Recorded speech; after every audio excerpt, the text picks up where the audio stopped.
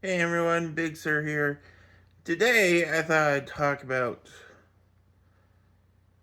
worldviews and perspectives. Now, I am, I'd like to say that I'm Christian. I've been having struggles in my spiritual walk with Jesus, but I'm trying to work through them, trying to heal and um, to repair things and that's just the reality of my personal situation right now.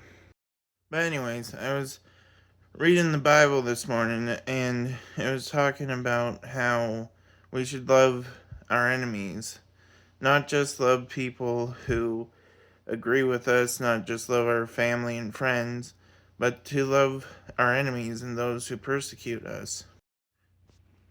And you know, to find true peace, that is truly what everyone needs to do, is to love each other, to love their enemies, whether they truly are your enemies, whether they truly want the worst for you, whether they truly um, want you harmed or even dead, or if or even if they're just simply misunderstood.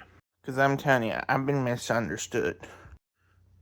So, yeah, you know, Jesus tells us to love our enemies. So I want to love my enemies. I want to pray for people who are against me, who disagree with me, and hopefully, everyone else can do the same. Because just because you disagree with someone doesn't mean that they're absolutely an awful person. It just means that they see things differently than you. We should all pursue the truth together. The truth. Not a truth, not my truth, but the truth.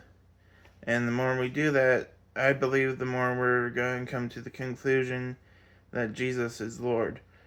But if we don't, then we can at least have peace with each other. Stop fighting. Like, there's a difference between having a conversation versus fighting, whether it be verbally fighting or physically fighting. And physically fighting obviously is the worst, but verbally fighting is not great either. But just and separating ourselves from people we disagree with. Like, why do we do that? Like politics, especially, people tend to have to seem like they have to separate completely if you disagree. Like, I'm pro life, and if someone's pro choice or um, pro abortion, then they tend to have to distance themselves from me and not be friends with me. And it's like we can all still be friends. We can all still come together and um, figure out our differences and solve things in the courtroom. Maybe that's just how I see it. Maybe I'm just being too optimistic. I don't know. But Jesus tells us again to just love everybody. For example, if there's a racist person, right?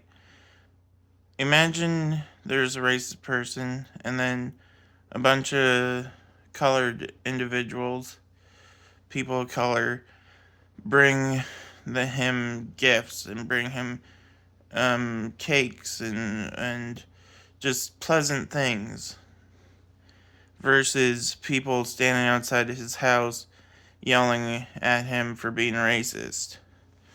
There's reasons why he's racist, right? Or she. So, uh, it's all about perspective change. It's all about sitting down, really understanding where people come from. Because everyone has a different story. Uh, So, yeah. Just keep that in mind. Everyone has a different story. Everyone's been raised with a different worldview and a different understanding of what reality is. And the best thing we can do is all pursue the truth and be peaceful about it. And, and I think that's how human flourishing can have a step in the right direction. Sorry about that. Anyways, that's just my 2 cents uh on the Bible, the on what I read in the Bible today. Please like, subscribe, and comment. Thank you. See ya.